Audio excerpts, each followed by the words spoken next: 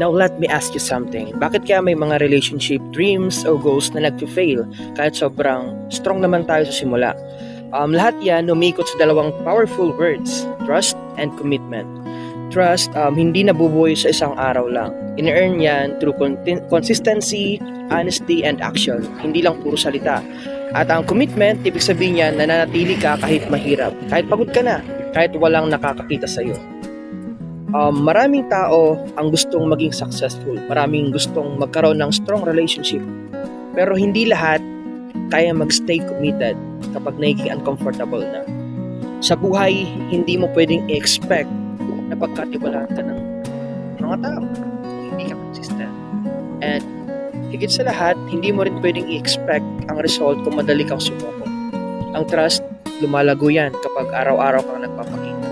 And commitment, may kita yan kapag tuloy-tuloy ka kahit nagpa-fail ka na.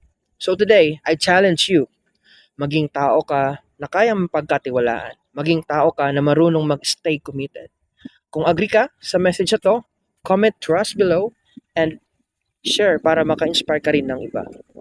So once again, this is Coach JM reminding you that real success starts with trust at panatilihin natin sa pamagitan ng commitment.